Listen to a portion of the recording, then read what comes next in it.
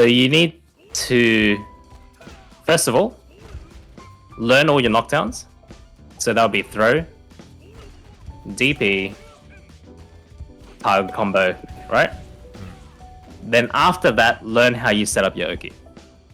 And Oki could be a throw, it could be a shimmy, it could be Meaty with lights, it could be a Meaty setup with a lingering button, right? So Meaty.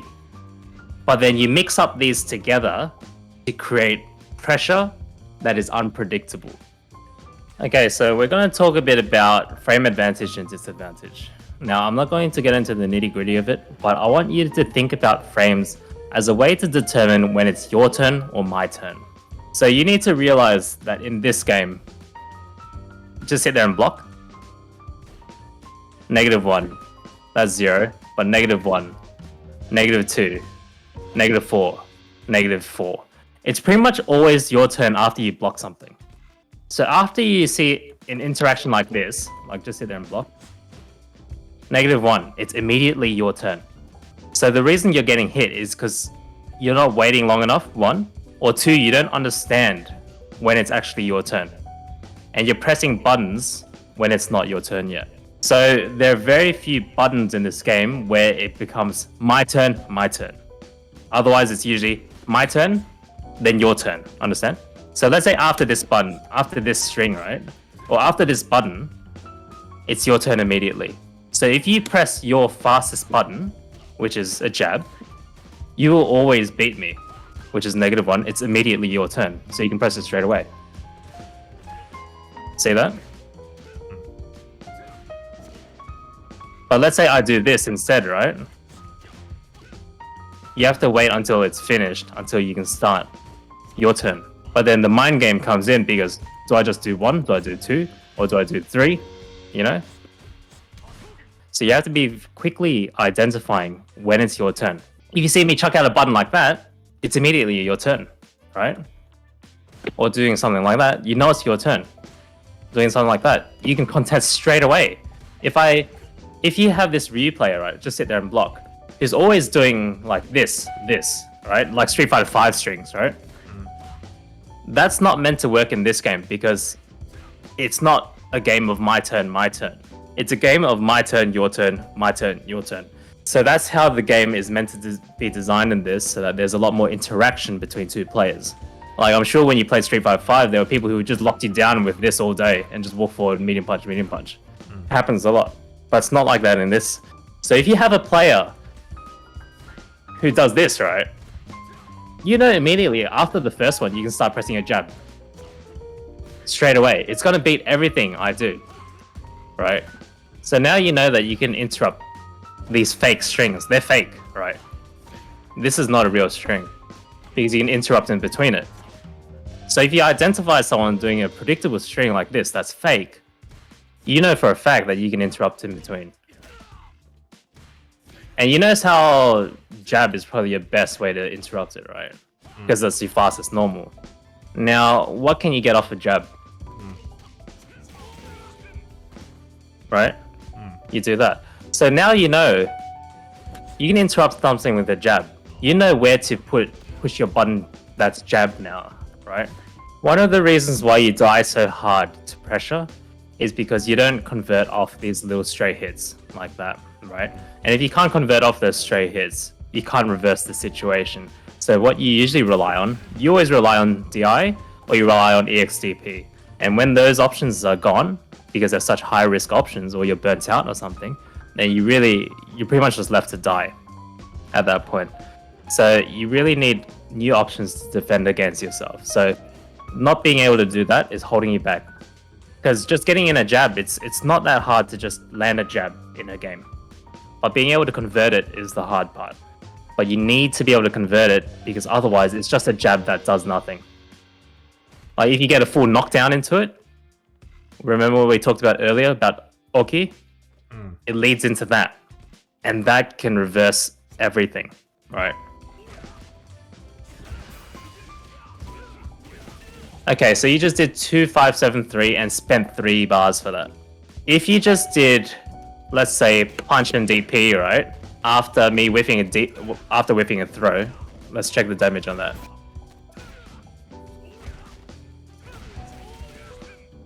$2360, right? 2360.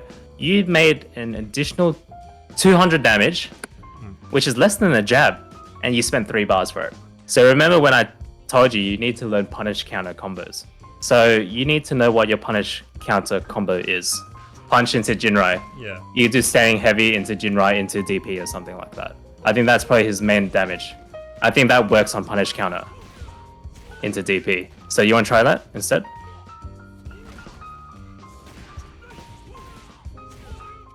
$3,070. Do you see how much more damage that did without spending any meter at all? Do you see how important it is to just optimize these little things? This way you're not burning out. In fact, you're gaining more drive because you're dealing damage and you've got that punish counter going, right? You've built more meter and you can lead into something that could combo into a level 3 that scales less because you're not using drive rush. What else can you do from a knockdown into Oki? Lows. Lows, great. Okay, they're safe option, low commitment, and then it leaves you at a safe distance here, right? Like, it's pretty safe distance after doing jab, jab, kick. You're at a pretty safe distance, and then it just resets to neutral. Yeah. It could be anyone's turn at that point because of the spacing. So, yes, you're negative frames, and I can move first, but because of the spacing and me being in the corner, it's not necessarily an advantageous position for me. So you remember how I said my turn, your turn? Yep. So you come here, you do jab, jab, kick. Right? And just stand there. Maybe step back a tad bit. Yes, it's technically my turn after that string, right? Which is what we discussed before. Yeah. Because of the frames, technically it's my turn. But look at this spacing. What can I do that can pose a threat to you? Yes, it's technically my turn, but my turn does not amount to much because I'm in the corner and you're not. So, let's say I take the bait. I'm like, yeah, it's my turn. I'm going to press a button. What do you do now? You sweep, right? Yep. You sweep. And look, knockdown. What do you do now? Rinse and repeat. Okay? So you know how to get the knockdown now. It's just capitalizing on that knockdown. So we need to go back to the basics. What are your options after doing a knockdown that will keep me on my toes and keep me guessing? Let's say you throw me. Yep. And you do a heavy punch. 0. Yeah. Are you going to get 0 frames every time? Go throw in heavy punch again. Now it's my turn, right? You just gave me my turn back. So Okay. what did you notice there? First time it was 0 frames. And then second time it was my advantage for 2. And now it's my advantage for 2. Why did you get 0 frames before? What did I do? 0, right? Yeah. What did you do? You threw it as I got up, Yeah. It's the right? Yeah. Oh, And that time it was a bit late, right? Yeah. That's a meaty. So throw me and try and press it. So +0, sure. We're even at that point. And try again. Throw again. Try again. Yeah, let's try again. Keep doing it. So that was +2. Did you see that? You were +2. So that's very different from -2. Yeah.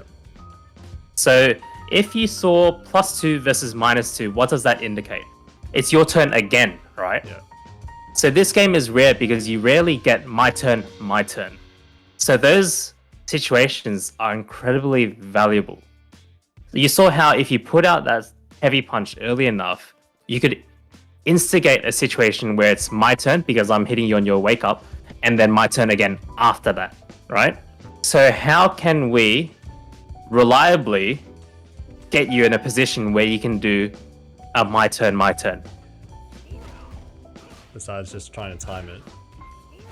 Manual timing, how good are you at manual timing? How good's your rhythm? You can do it. Right? Unless you're trained like a robot, it's Yeah. not is so prone to human error, right? Yeah. Because we're talking 1/60th of a second kind of timing here. It's Yeah. possible, but it's not reliable. Mm. Okay, so this is where you have what you call frame kill setups. So just stand there for me, and then block after waking up. Okay, Yeah. that's -2, as we saw in your case as well, right? But for this case, +2. Okay, so if you notice there, what I did was after the DP, I did a crouching light kick, or like crouching light kick into heavy punch straight away. That's what I call a frame kill. So this crouching light kick is a frame kill, so that I get the perfect timing on that standing heavy punch, so that I can make sure it's my turn again after that. Now that you know this, right? If you see me do that too, and you block that, you know it's my turn again. You're not gonna try and press a button after blocking that as you normally would, Yeah. because you know I've done a frame kill setup to instigate a my turn situation. So that's just something you have to recognize on the fly. If you see people doing whipping buttons and then going into a meaty, Yeah. it's probably a meaty setup, Yeah. because there's no other reason to do it. Okay, so what you need to do is you need to find out what your meaty setups are. So let's go across, and I think I've seen Daigo do this a few times. So can I just change to Ken actually? So let's say after DP, right? Jab, heavy punch. That could be +1 if you time it right. Right? So that you know it's your turn again, so you can press the button. If they recognize that it's your turn again, they're not going to be pressing buttons. So you can initiate some kind of offense there after pressing the button, despite the spacing, because it's quite far. But you have to make them respect that you know it's +1. So use lights or whatever to catch them trying to press buttons. After throw.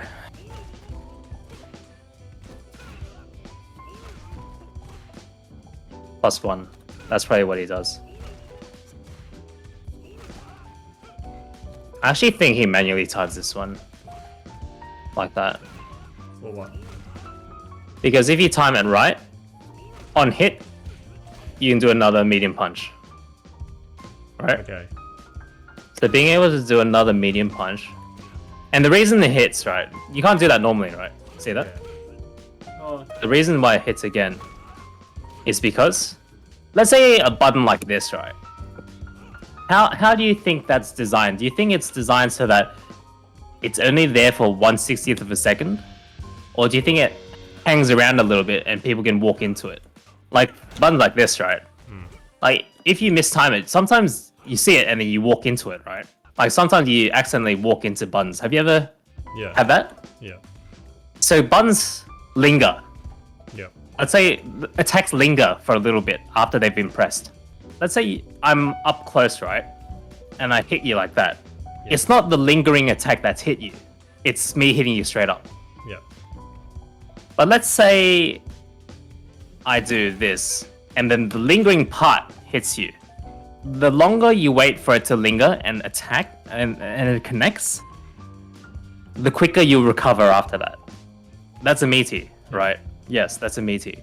So I want the lingering component of the attack to hit, which lets me get more time to do something again, i.e. my turn, i.e. frame advantage.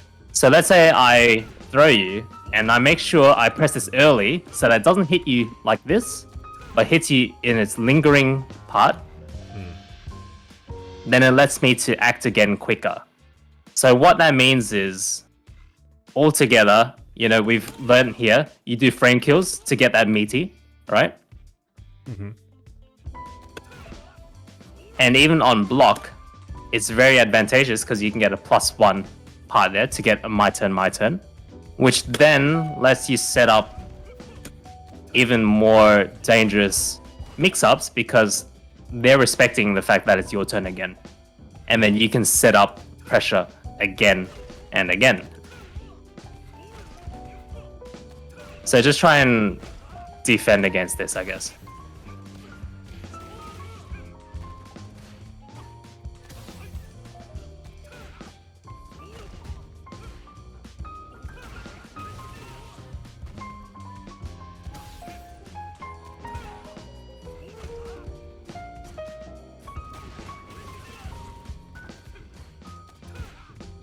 Do you see that? Do you get that? Do you get what I just did there? So I don't think you're recognizing what's catching you, right? So I'm going to repeat it again.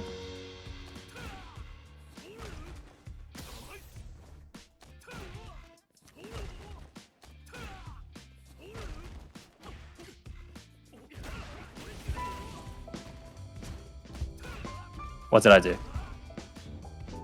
So when you get hit by something, you have to register it straight away. What hit me so I can avoid getting hit again? What did I fall for? If I didn't learn that, how can I adapt to it again? All right. Like I've conditioned you without you realizing. That's a very dangerous thing because you haven't even realized what's hit you. But I know exactly how you're going to react. Right. So let's do that again.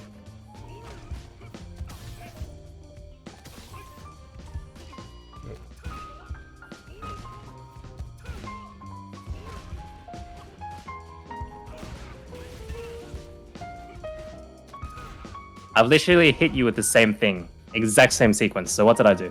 You got hit by the last interaction, which was a light kick into a throw. Why did you get hit by that? Okay, you're expecting more attacks. Yeah. Because people tend to do this, right? Yeah. So why the first time where I did crouching light kick, light punch, you decided to try and take a throw? Because you were throwing me before. But I never did a crouching light kick, light punch into throw. That was the first time I did it. Oh. So why did you decide to take that one? And then I shimmied you. I don't know. You don't know, right? I don't know. Emotion, right? You decided to try and tech. I just okay? did it. Yeah. But I did this, and then you went for a throw tech. Yeah. Okay? And then I punished you dearly for it. Yeah. Right? Now I went back to blocking. You went back to blocking. Because now you're scared to throw tech. Yeah. You're scared to throw tech now, which makes sense, right? Oh. I've conditioned you to stop throw teching. Yeah. But of course, the first interaction, I did crouching light kick, light punch to try and get you to tech. Yeah. Because you think that's my pattern now. So I've changed it up. I've just done one and I've gone for the throw. I've conditioned you the entire way through. Do you see the layers upon layers of mind games that are happening here? Yeah, I threw you once, okay? Yeah. Then went for a meaty throw. I went for another throw, right? And then you got hit. And then I went for a crouching light kick, light punch. Bait throw, right? And then you went for a throw tech. Then I punished you, right? Yeah. Now you're like, oh shit, this guy's punished my throw attempt. Yeah. Then I change up my pattern. I've just gone for one. Instead of doing two and going for a shimmy again, I just do one back into a throw. Do you see how strong this Oki is? And then there's so many more layers upon layers that you can put onto it. Because now, you know what a meaty is. You can do that standing medium punch meaty if you get the timing right. Right? Which gave me +1. So now it's my turn again. Then I can walk up and throw you again. Or if you get hit, then I go into another combo.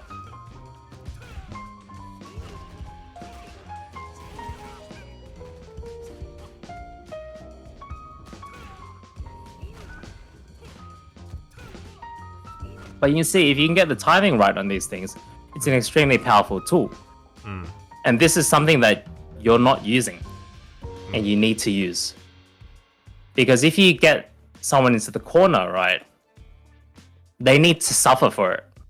And we already know exactly what you can do in this situation because we've just practiced it like this, right? Yeah.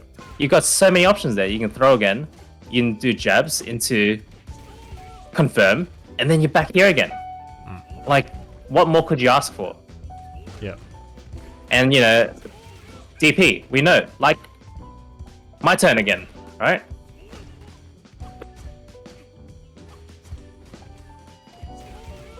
Because we've learned this setup now, it's my turn again. Then I can go in again, and again, and again.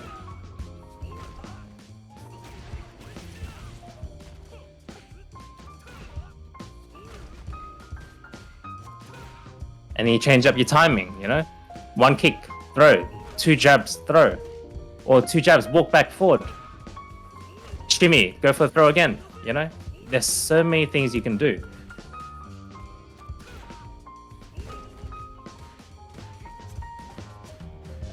And you make them scared because you keep them guessing. They don't know what you're gonna do. Sure, you can do this jumping fierce, but that's personally I don't think it's the best option. Only for very scared players who you know aren't going to anti-air you for it. Yeah. Once you condition them enough, then you can implement that. But otherwise, I would stick for the more safe options to begin with to get them scared.